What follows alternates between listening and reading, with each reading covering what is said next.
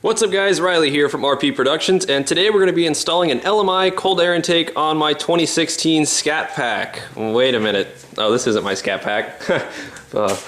That's my Scat Pack over there. Alright guys, so today we're going to be installing an LMI cold air intake on this 2016 Scat Pack owned by HTX Scat on Instagram and YouTube. His links can be found in the description. So go check him out, go give him a follow, subscribe to him. He's going to be doing a whole bunch of testing kind of side by side with me. So we're basically going to be putting the R2C cold air intake, which I have in my car, up against this LMI. I guess it's kind of like a short air ram style cold air intake. So we're going to see which one is better out of the two. This is just kind of basically be kind of like an overview of it, and then after this video, you know, give us a little while and then we'll get some actual results up. But here is the original video. Alright guys, so we just got it all installed. That was the easiest cold air intake installation I have ever done. It couldn't have gone any smoother, quite honestly. Just a couple clamps, and then it's down here at a 45-degree angle, and it's basically sitting, I can't see it from this angle, but if I go over here, you can see there's, no you can't see, it's too dark, but there's basically a hole that pulls air from the fender that's gonna, you know, shoot it right into the intake. Kind of a weird design, not having any type of heat shielding, but hopefully the carbon fiber will aid in not heat soaking the intake, but we're about to find out. We're about to start it up for the first time, so let her rip.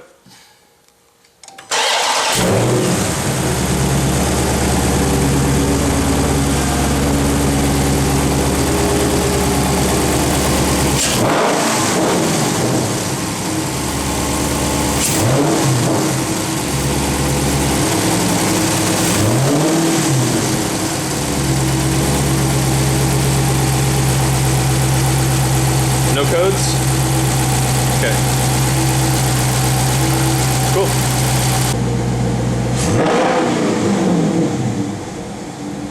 Alright, well it appears we got the installation process correct. Everything seems to be smooth, no codes, and looks really nice in here, especially with this B5 blue color.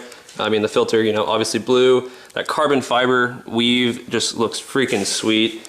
You know, really, you don't notice it too much unless you really get up there in the engine and you're like, oh, okay, there's a cold air intake. So I guess we'll go check out the temperatures while we're driving and see if we notice any type of difference, and just see what we find. Alright, so just for comparison, this is the difference in the R2C intake. This is what mine looks like. It's the Black Hex series filter. Looks pretty nice, has this little heat shield. The only thing I'm not a huge fan about is the material they used for the intake tube itself.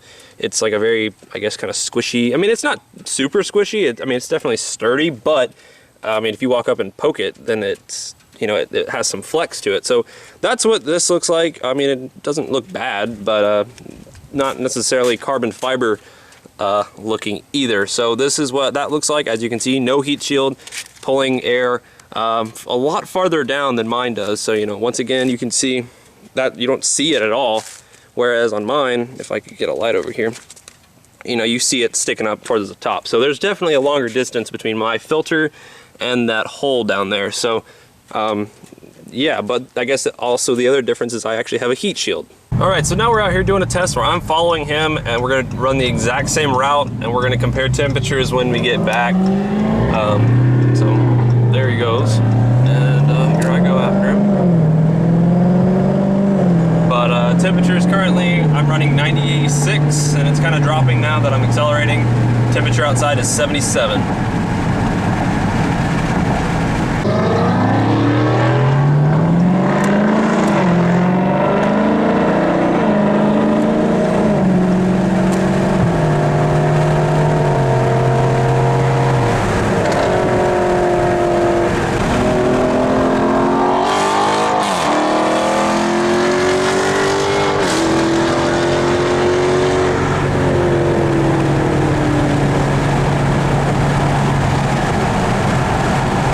Mine's at 89. Right now, mine's at 89 too. Okay. Much better. Like the lowest it got, I think it was like 86. I think I got to 86 as well. Yeah. All right. Well, so far, off to a pretty decent start. Apparently, after doing our little driving portion, the temperatures of the R2C cold air intake and the LMI intake are really pretty much the exact same. So that's good. I was a little bit worried about not having a heat shield on his intake.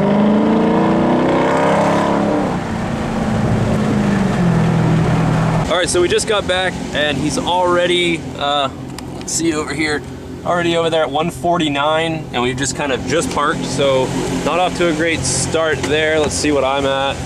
I'm over here at 120. So what this tells me is when driving, the temperatures are really pretty much the same, quite honestly.